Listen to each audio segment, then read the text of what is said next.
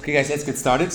Let's get started with today's lecture on mechanisms and the micro-macro link. But before we go there, let me once again remind you that actually tomorrow we have this dude giving a talk at the School of Sociology in the normal seminar series. It always happens on a Wednesday afternoon at 5 o'clock. Even though you're undergraduates, you're more than welcome to join. And I'm mentioning this here because Peter Hedstrom, he's sort of the founding father of analytical sociology. So he's sort of like a big shot in that field. So he's highly relevant, and several of the readings that we have were actually written by him. You know, he also happened to be my PhD advisor back in the day. So actually I know him quite well. So he's giving a talk tomorrow here at 5 o'clock. And you are welcome to come if you want to. Okay, two other pieces of news. First of all, slowly getting there to freak out a little bit. But I checked the schedule and I misinformed you last week. So actually this first online take-home test is not happening until next week. Yeah. So you still have 1 week. And it's going to be like that. Basically at this time at the lecture I will set it up online. And then you will have 72 hours to complete the test. It's going to be a multiple choice test. You can go home, I don't know, at the weekend, go through the readings. That's what I want you to do. Yeah. So, but you still have a bit of time. It's not happening this week, as I said earlier, but next week. So next Friday. Okay. So far about announcements. So let's get started with the topics for today. Today I want to talk to you about two things. So we dwell a little more on this idea of mechanisms, yeah, and what it is, and because it's quite crucial here for analytical sociology. Actually, the first major book in that whole area was called Social Mechanisms. So we'll talk about mechanisms a little more, and then for the biggest chunk of the lecture, actually, I'm going to talk about micro and macro linkages. Like big and the small, and how we link them together. But more on that later on, right? So let me first start talking about mechanisms.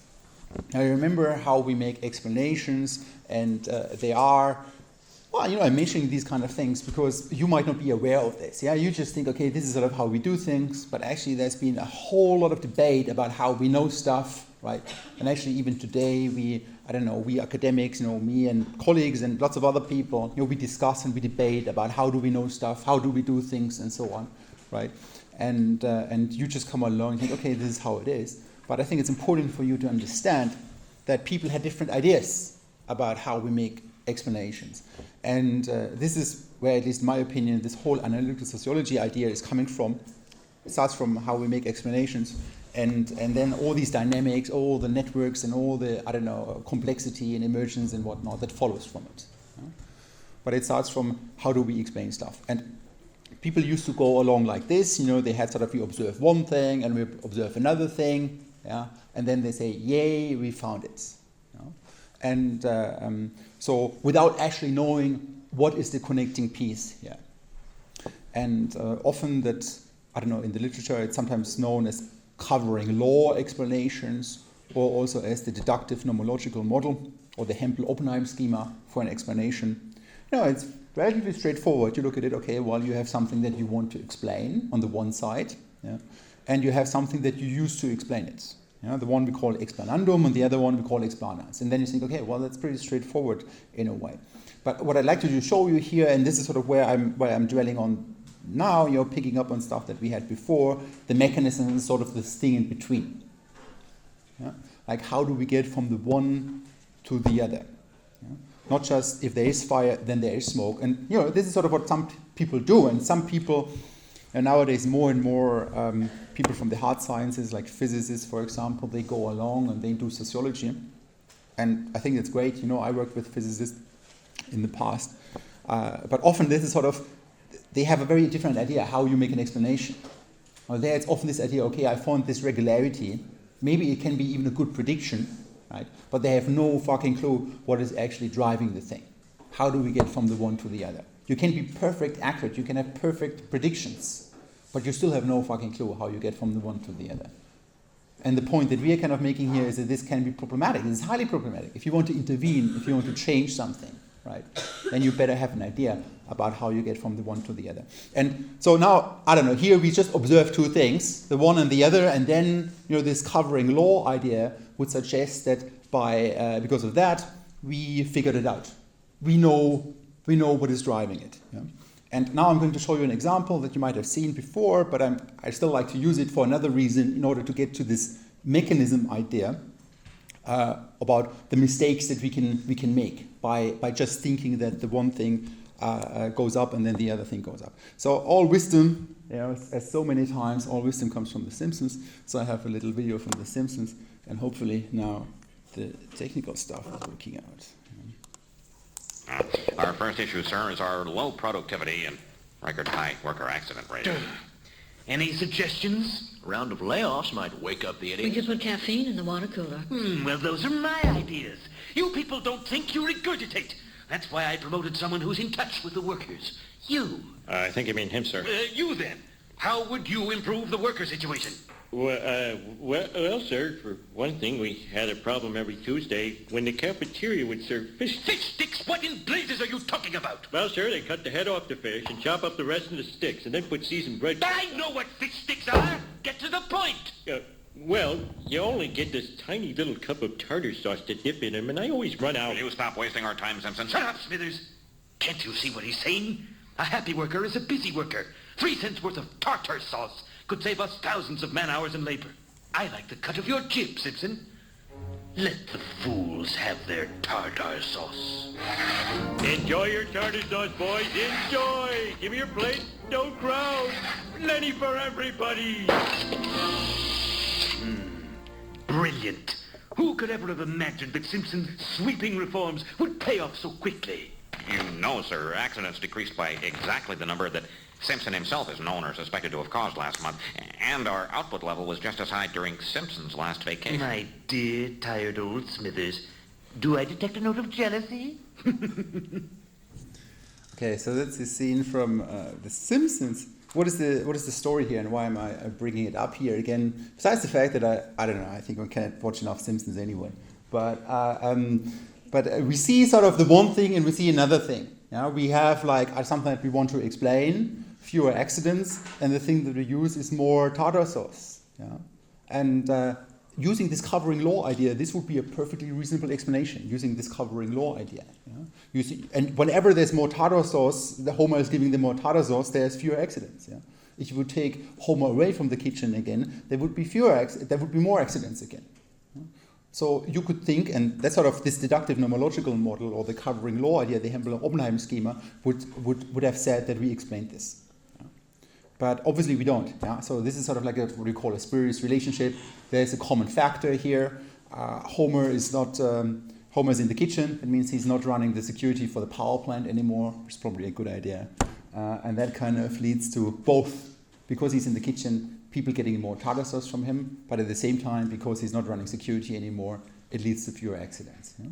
So this is sort of where, I don't know, you might see where it's actually really important to understand how do we get from the one to the other, because without that, we would not have figured that out. Yeah? We would not have known that there might be something else that is driving the whole thing.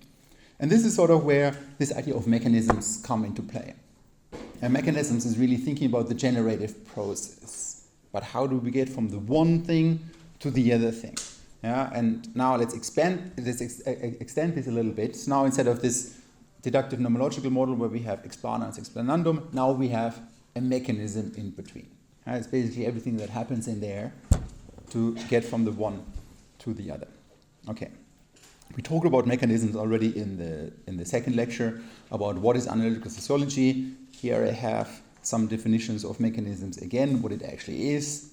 And there you see it's actually not just this story, it's actually consists of entities with their properties and the activities that these entities engage in, either by themselves or in concert with other entities. Yeah? So what are entities? Well, often it could be individuals actually, but it could also be other actors. It could be institutions or whatnot. But the idea is that there are some actors here. There's some activities happening, and that these activities don't just happen by themselves. They happen in concert with each other, which is why the relationships between those entities or actors who play a role are very crucial. because one might affect the other, might affect the other, might affect the other, and so on. So a mechanism is not just a story, it's actually, the entities that are involved in this, their activities, and how they act together, either by themselves or in concert with others. Yeah. And then these activities bring about change. This is sort of how we go things. So this is really teasing things apart. Like you would wonder, okay, this is so nitty-gritty detail, yeah? But it's really important to tease things apart. That's sort of what we do. Yeah? We really tease things apart. When you think you've figured it out, I don't know, as a good researcher, you dig one level deeper. Yeah? And even the most straightforward thing, you really unpack it. Yeah? So that it's crystal clear. And then these things bring about change. So a mechanism is then a constellation of entities and activities that are organized such that they regularly bring about a particular type of outcome. And this is now a definition that I use from the annual review of Sociology, annual sociological review article from Peter and Petri Ilkowski about causal mechanisms. There are a bunch of other definitions out there about what a mechanism precisely is and so on, right? But for you, the important thing to remember it is about how we get from the one thing to the other. And in order to understand that, you need to know about those entities involved and how they are related with each other, right? And how they bring about this change. So it's not just this and then that, but how does something come about? And so you have some actors, you have individual actors that play a role in here, but they're not just isolated from each other, right? So they operate in concert. Yeah? So that means I do something which then affects you, which might affect somebody else, or you do something because somebody else does something, or because you are embedded in a social context and so on, right? So again, it's actually, when you think about it, it sounds pretty, for me, a no-brainer, that we do things in concert with the people around us, or with society around us. I'm not acting as an isolated individual. Yeah? Right now, I'm acting in a certain role. I'm standing here in front of you as your instructor. Right? You're acting in a certain role. You're sitting in here in the lecture theater in a way. So this is not just individualized you, but almost at any moment, society has an effect on you, right? And then you, go along and do things with others around you. So this idea of being in concert is important. But this is something that will stick with us for the whole lecture, so we'll come back to that. Yeah? And if it's a little unclear, it will get clearer afterwards about why that actually matters. Yeah? And how you can see, when we talk about tipping behavior or threshold models, how you see, okay, well, basically everybody is fine with what they do, but then somebody upsets the balance or the equilibrium somehow, and then somebody else does something, and somebody else, and then the whole thing shifts and tips. And then you have things like self-fulfilling prophecies, for example, or other dynamics that are very confusing to understand otherwise. Yeah. But it is about this generative process. Yeah? So a mechanism is about the generative process, how do you get from the one thing to the other. Okay.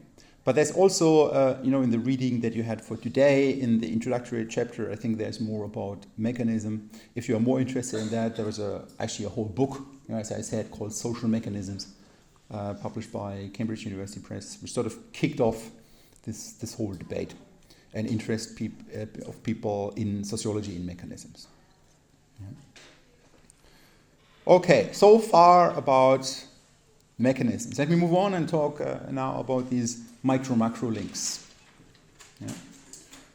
Macro links. It's basically macro big, micro small. Right? Okay. So far, so good. And when you look at it, in many ways, our research is organized like that. Yeah. When you look at how scholars at the university study stuff, some look at the very broad macro level, maybe let's say the world economy, an economist does that. Yeah. Then there could be somebody, some of my colleagues, they study a sociology of Ireland, contemporary Ireland, for example. And you see this would be at a lower level. Yeah. Then maybe some other folks study interaction in teams or in groups. You see, this is not about Ireland anymore. Now we're talking about small little groups or work groups in a way. Then maybe at some point, actually other disciplines will come into play. A psychologist thinks about, okay, what happens in the brain of this particular individual? Yeah. And then maybe the biochemist comes in and says, okay, hang on, there's a cellular level that we need to understand if we want to make sense of how people's brains work. Yeah. And then even further down, there's then the chemist and the physicist coming in and says, okay, we have the molecular level. That's sort of, I don't know what those cells ultimately consist of. Yeah. When you see how all of these things build on the top of each other. Yeah. Okay. So there are these very big different layers of how we can look at the world, and even within sociology you can have these distinctions, and people do vastly different things. Some people look at, I don't know, world society. Yeah. There used to be a big thing. Now it's pretty much dead. Nobody studies world society anymore. Then people can look at cultural differences. You see this very high level stuff within sociology or social institutions. How do certain, I don't know, how does higher education system works, or what kind of inequalities are in there. That's sort of then the next level that we have. You can look at racial, class, or gender inequalities, or at that level. But you see how this is sort of at a lower level than the whole society or than a culture in a way. It's sort of situated at a lower level. Or then you can talk about groups, roles, until you go further down to interaction or to what actually happens with the individual self. How individuals construe their own identity, for example, through interaction with others, or with higher level things that we have here too. And we have this distinction, and people do very vastly different things. Some people look at the big picture, basically. How, I don't know, what are sort of inequalities in islands, or even at a higher level, how does the world economy work? And others look at a much lower level. How do people interact with each other? How do they construe their own identity in concert with the people around them? And when you look at it for the longest time, I would even say that sociology departments used to be organized along those lines. You had folks doing macro sociology. They're interested in the big things, institutions, civilizations, and they were looking at finding patterns in these large collectives. And famous theories in there. You had functionalism, conflict theory, stuff that you probably came across before, or you have in your second year theory lecture so far. So people did that, I don't know. And then on the other side, other folks, they were interested in the small stuff, families, groups, face-to-face interaction. And other theories that come here into mind are, for example, symbolic interactionism or so. And as I said, departments were divided along those lines. Most famously, back in the days, in the heydays of sociology. There was actually a day where people thought sociology would be the answer to most of the problems that we have. It was in the 1970s. Was mostly pushed by folks like Talcott Parsons. Most likely you heard about him before. He was interested in functionalism and structuralism and so on. While at the same time you had other folks like George Caspar Homans, for example, who was very much interested in the group. And interestingly, at the time, those guys, they were both at Harvard. They had their offices next to each other, but they were sort of at the complete opposite end of what sociology did. And they would go to battle. They would go to battle with each other. Okay, so where does this actually build on? Because this is sort of, as I said, how departments used to be structured and so on. And actually, they draw on stuff even before that. And what I'm going to show you is that nowadays we shouldn't make this distinction anymore. And that's actually where I'm taking you with this. So first I'm going to introduce this distinction that you understand, that people used to thought of these things as complement of different ways of looking at society. But actually what I'm going to show you, what I hope to show you, is that we need to do both nowadays. Okay, so the one side, this more macro-sociological perspective, it's often associated with Emil Durkheim, another one of our founding fathers that you guys surely came across with. I'm sure last year you heard about that from Egon or Kieran, I don't know who taught you the first theory lectures that you had. And Emil Durkheim is often associated with this idea, that the whole does not equal some of its parts. Remember, this was sort of this point that I wanted to hammer home last time, that the whole is actually different from the sum of the parts. But Durkheim, he is often associated with these ideas that this what is more than the sum of the parts, that it actually has its own entity, that it's sort of like it has its own value. There exists something like culture. There exists something like an institution outside of individuals, right? So, and that those things, they are there. Well, this is sort of sometimes called methodological holism, yeah? That which basically says that there are properties of a given system, yeah, and they cannot be explained by its components alone. Yeah? So the system as a whole determines in an important way how the parts behave. So there's something about this higher level, yeah, that is just not being explained through the individuals or the components in there. And to some degree, it makes sense to say, okay, well, hang on, there's something different. Yeah? It's not just, I don't know, a bunch of individuals. Something is more than that. Yeah? But people at the time, they didn't really have an understanding of how can I explain this more? How can there be more when all there are individuals, right? Because they didn't really have the tools, the ideas that we now have today about network analysis, about complexities, about emergence and so on, that actually you can have a bunch of individuals and you still end up with higher level stuff that is vastly different from what the individuals would do. Yeah? So their solution at the time was that there is something at this higher level, yeah, and this exists. In contrast to that was another guy associated, one of our founding fathers, surely you heard about Max Weber before. So he instead suggested that social phenomena must be explained by showing how they result from individual actions, which in turn must be explained through a reference to the intentional states that motivates the individual actors. So he said, so sometimes people contrast Durkheim with Weber, like say, okay, Durkheim is like this functional idea, something at the higher level, while Weber was very much about, okay, individual action in relation with others. Yeah? And that sort of brings about the societal things that we have. But people were frustrated with that too, because they sort of thought, there is something more at the higher level that maybe just the individuals by themselves, or when we look at them in an isolated manner, we have a lot of difficulties to get a grip on. Yeah? Because this idea, it goes back to this idea of the invisible hand, the utilitarians, Adam Smith and so on, that in order to achieve what is best for society, you would just have to do what is best for each individual. That's this idea that the utilitarians had. But then, later on, and nowadays we know this doesn't work. We have these social dilemma situations where what is best for everybody actually goes against what is best for individuals. Or individuals have an incentive to do something, like this tragedy of the common stuff, that actually is to the detriment of everybody else. And at the end, even to the detriment of themselves. So they can lock themselves in a situation where everybody would be better if they would think more about the others instead of about themselves. So nowadays we know this is not as easy as it goes. It's not that, you just do whatever is best for the individuals and this will automatically lead to what is best for the society. But right now, why I'm portraying this kind of stuff is because these kind of two perspectives about, the importance of the macro and the micro, they used to be at odds with each other. They used to fight with each other.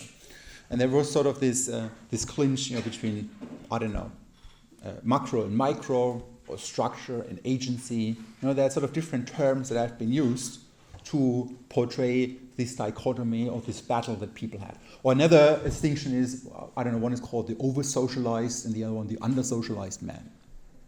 But at the end, these things are sort of different names for the same kind of debate about what is sort of the importance at the higher level and what is sort of the importance of the lower level. The point that I want to make is that nowadays we shouldn't look at these things as exclusive anymore. In fact, you need to have both to make sense of the world. And now this is sort of where this idea of emergence comes into play, that you can have a whole bunch of individuals at the lower level and collectively through their interactions they bring about these broader macro level patterns, right? That we would not have understood without the interactions between them, or with just looking at single individuals, we would not have understood why the world looks like that, or why there are certain social patterns out there. So then we had guys, I said Peter Hellstrom. He's one of the, he's the biggest living dude in analytical sociology right now. But the traditions go a little further back. It wasn't called analytical sociology at the time, so this term, it's maybe around for 10, 15 years. But another guy who's incredibly important in this field is Robert K. Merton. Robert K. Merton, he then suggested, okay, guys, we shouldn't look at these as opposing views anymore. Yeah? Instead, sociology must deal with micro and macro level phenomena and develop concepts, methods, and data for linking micro and macro analysis. Yeah? And I think, even from a personal point of view, this linking, this is where, for me, the value added comes into play. This is, I think, where sociology really makes a contribution. I think this is sort of where we do something that others don't. Yeah? So I did this, I did some very classical sociological work before I started venturing off and doing crazy stuff. I looked at social stratification, social inequalities. It's very important, it's very good, and highly important. And I looked at eating and drinking behavior of people. And I linked it with their class background. And I looked at that over time. How did that change over time? Yeah? Is class equally important today as it used to be 40 years ago? Well, that's an important question. But I was relatively frustrated with this notion of using something like social class to explain something like why some people eat salads and others don't. Yeah? Or why some people drink wine and others drink beer. Yeah? You can do that, but then I thought, hang on, there are other disciplines that are so much better in this. Yeah? So what can we do as sociologists that others don't do? And I think the real key is in linking the macro and the micro level. Yeah? So that the whole is not just the sum of its parts. It doesn't exist by itself. It's also just not the sum of its parts. It actually comes about through the interactions of the individuals. Yeah? And then you can have these, and we'll talk more about these things where, you end up in scenarios collectively with stuff that nobody in the individual level wants. So this is sort of this linking this stuff, I think is incredibly, incredibly important, and this is sort of where I think the contribution of sociology comes into play. Another quote by Jeffrey Alexander, the macro dichotomy should be viewed as an analytic distinction, and that all attempts to link it to concrete dichotomies, such as individual versus society or action versus order, are fundamentally displaced. Only if it is viewed analytically, moreover, can the linkage between micro and macro be achieved. Yeah? So he argues basically in the same way that, hang on, we need to think of these things together, yeah? And we shouldn't have this false dichotomy that people used to have before. Okay.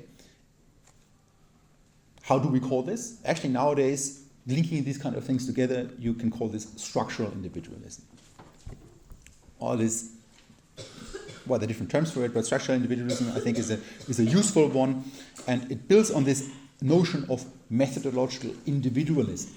Methodological individualism was very much about, okay, individuals are there, we should focus on individuals, and they bring about the broader macro-level patterns. So far, so good, right? And that sort of was very popular in the 1970s, 1980s, but then people realized, hang on, it doesn't cut to it either. Yeah? There's some stuff missing. There's structure missing. So individuals don't act in isolation from each other. Obviously, they are embedded in a social world. We are embedded in the social world all the time, right? Just think about how much you are embedded in the social world. How much you are embedded in, in things that you are not aware of. You are of a certain class background, you are of a certain educational background, there's stuff that you cannot do much for, it's sort of like just the world that your parents brought you in. And that's sort of, or even on a lower level, that's sort of the families that you're being brought up in. These sort of the values that are being exposed to. That's all stuff that you cannot really do much for yourself. But there's sort of like structural elements that determine or that kind of play an important role in what you do in this world. Right? Or they set up the environment for it. And I'll come back to that in a second when I talk more about the link from the macro to the micro. So how do we tackle this idea of structural individualism? Well, we tackle it with a boat. Or more precisely, it's called James Coleman's boat. Coleman's boat. Yeah? It's a known thing in the literature. It's essentially this graph. Yeah? I already had a graph like this. You'll see much more of this. It's basically like a way of portraying this idea that we have a macro level and they have a micro level, and that this is now the big contribution that James Coleman had in this book, The Foundations of Social Theory, published in 1991.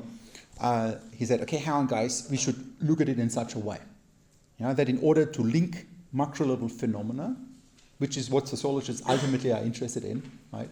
We need to consider the micro-level. We need to have the actors, and the resources that those actors have. We need to take that into account. Yeah. So it's called Coleman's boat. Why? Because it looks a little bit like a boat. Yeah. So when you come across that term, it's basically, it refers to this.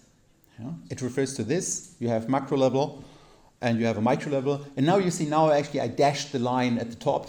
Why did I do that? Well, I'll come back to that later on in a bit, because this line is still important for us, right? While we explain this relationship between two macro-level phenomena, we go through the lower level in a way, right? But then we can make claims about how these macro levels, how the two things at the macro level are related with each other, which is then important for other people that do other kinds of analysis. Yeah? And but hopefully this becomes clear in a second. I'll talk more about that. I have my own version of James Coleman's boat. So I think it's not just macro to micro, it's even more precisely about the relationships. Yeah? This is sort of why, for me, this boat really has social networks at the very core of it. Yeah? I think social networks, there's an epistemological reason why we study social networks. Sometimes people just do it because it's fun and it's interesting, and I think that's absolutely fine. But there's actually a reason in terms of how do we know things, how do we explain stuff, why we should think about people being embedded in social networks. Yeah? Who are they friends with, who do they talk with, and who do they interact with, and so on. So I think that's sort of at the very core to explain these links from the macro to the micro, and then up again from the micro to the macro again. Yeah? So in order for this boat to sail, networks are at the core of it. Anyway, so coming back to James Coleman. Yeah? James Coleman, important figure in sociology, wrote this book, Foundations About Social Theory, where he essentially looked back at what Max Weber had done, or what Emil Durkheim had done. What Max Weber had done. So he looked at other things too, but he looked at most famously at the Protestant ethic of Max Weber. Yeah? So I mentioned this before. Max Weber had linked, Protestantism with capitalism. So basically, he had observed that capitalism came about in countries that were mostly Protestant, not so much in Catholic countries. But Max Weber he was a little dodgy with explaining this link. Yeah, how does it actually? How is it there, right? And now Coleman looks at what Weber had done, and he uses his schema to plug in this relationship from Protestantism to capitalism. Yeah? And then Coleman says, okay, well, we have this at the macro level, Protestant religious doctrine and capitalism on the other side, but Protestant religious doctrine doesn't do anything. There's nothing in there that says you should earn money. There's nothing in there that says get rich. Yeah? That's nothing in there. But there are other things in there. There are other things in there about that determine certain values of people. Yeah? Like you shouldn't waste your time, because if you would waste your time, you're wasting time that you could use to honor God. Huh? That's sort of where this thinking of Max Weber comes into play. But he's not as explicit as Coleman in putting it in these terms, with the macro and the micro level. Yeah? So now here the idea is, okay, there's Protestantism and has certain values that kind of affect the individual. Yeah? So I shouldn't waste my time, because if I waste my time, I could do better things to honor God. Yeah? So only do things that are kind of, where there's an outcome in it, something that has a value to it, and don't live in luxury and waste time and resources. And now you see how these kind of values then kind of can have an impact on how individuals actually behave. Yeah? So if there are these values that you shouldn't waste your time on, that you could otherwise use to honor God, then, or that's sort of how Coleman puts it here, that kind of can explain individual economic behavior, like living an ascetic life, accumulating wealth, because it's a sign for how you use your time in the most efficient way, the time that you've been given by God, sort of. And then if everybody acts in an economic way, if everybody follows according to the Protestant ethic or like this an ascetic lifestyle, then we end up in capitalist societies. So that's sort of now Coleman using the Protestant ethic of Max Weber and putting it into his schema, into this Coleman boat. And he uses all sorts of other explanations and theories and puts it into that kind of schema as well. But his bigger point is, okay, well, there are these macro level linkages that we observe, but in order to make sense of them, we should look at the lower level of the actors that are involved in this. And you see how this is sort of different from this notion that I had before about methodological holism. Yeah? Because there it was just, okay, there is something at the higher level, we almost don't need individuals. Yeah? But here it is, hang on, individuals play a crucial role. Right? But it's also not just about individuals. Yeah? Individuals, they are embedded in the social context. There's this link going down first. Yeah? So the idea is that all these, the macro and the micro matter for ultimately explaining societal outcomes or social phenomena. Okay, here's now another graph. This is now from a paper that Peter wrote, a famous review article about causal mechanisms. He again has these arrows, 1, 2, 3. Now he gives them names, from the higher level to the lower level, situational mechanism. Sort of how individuals experience their situation in which they are in. How sort of, how does the Protestantism affect my values? Yeah. Then action formation mechanism, what if I do have some values, what do I do as a consequence of it? Yeah. Like I live in an economic way. I don't waste my money, my time. And then you have transformational mechanisms. What happens if everybody behaves in a certain way? Or individuals, how do they aggregate, or how do we get higher up to the macro level thing? But here now again you see now we have this fourth error at the top. Now here it's dashed. Why you just say, okay, why do we still have this error? Didn't I just say, okay, we need to go through the individuals?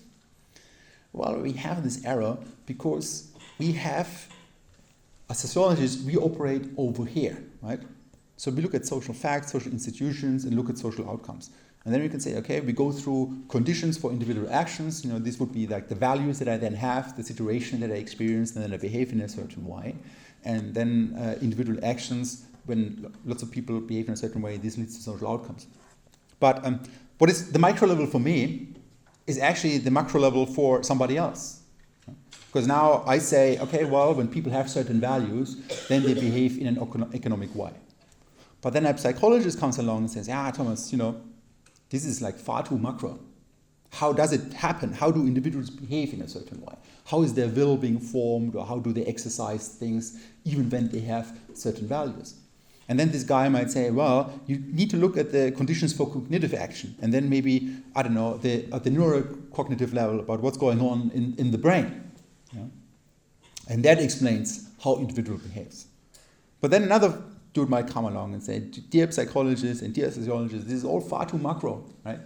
This is not actually that not clear how sort of like this neurocognitive action comes about. There's sort of something below that. It's like this biochemical level. There's some, endorphins in your brain that kind of matter, or other things that are being triggered, and that kind of ultimately plays the role for why individuals behave in a certain way, right? And you can see how you can push that even further down. Then at some point, a physicist might come along, hang on, there's a molecular level here that we need to think about, or there's an atomic level and so on. But you see already, you can do that almost into infinity, to the lowest level. But you see, this is now why we have this dashed line at the top. Yeah? So if now a psychologist comes along, with his lower level explanation and kind of says, okay, this is sort of what explains individual behavior in a way, then I can build on that in order to put the next level on the top of that. So that's sort of how these levels are connected with each other, and that's sort of why we cannot just say we don't need that fourth error. Actually, we do need it, so that we actually then have this at the higher level that then others could then draw on. So that's sort of this kind of stuff. So let me now quickly talk about two examples for macro to micro linkages, or we call this often bridge hypothesis. We go from the macro to the micro. Go from macro to the micro. I mentioned a whole bunch of things. It works through constraints often. Yeah? We are constrained by our social environment. Or, I don't know, most likely you heard about the concept of habitus. Have you heard about habitus? Yeah? Pierre Bourdieu. Yeah?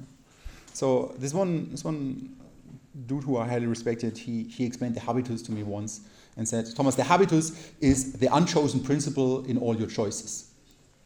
The unchosen principle in all of our choices. So I make choices, and I'm free in making these choices, but there's something behind me making these choices, which is basically the principles that are given to me through the way I was raised, through the class I was born in, through the people that I'm interacting with in a way. So I still have my own free will, I'm still making my choices, but the values that I have, the way that I make my choices, they sort of constrain how I go about it.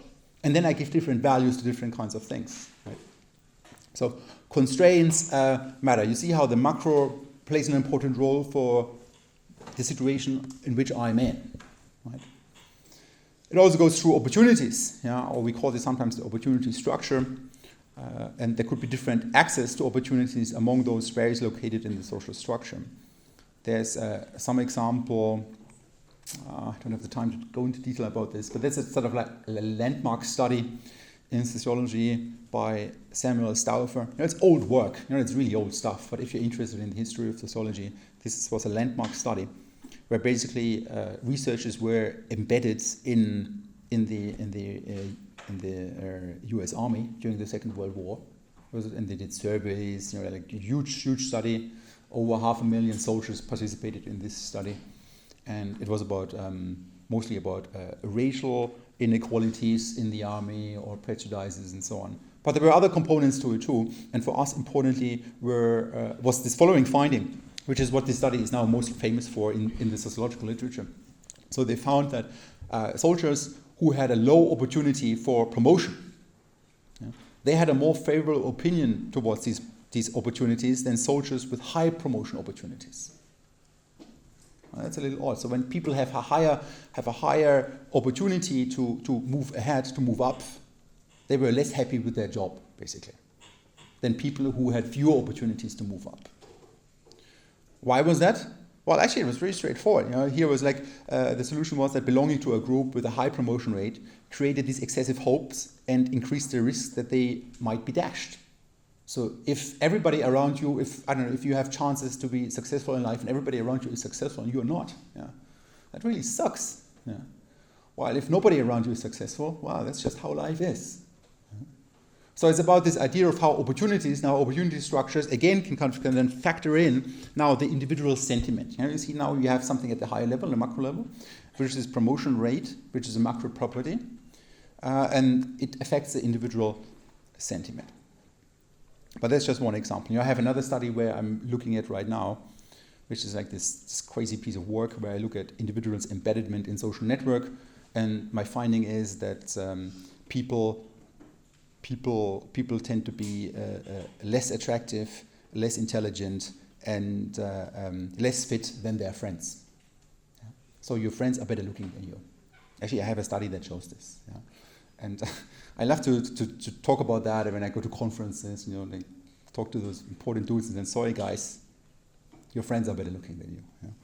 And it is because, this is a very simple solution. We're going to come back to that at the end, towards the end of this lecture series. It's about how individuals are embedded in social networks.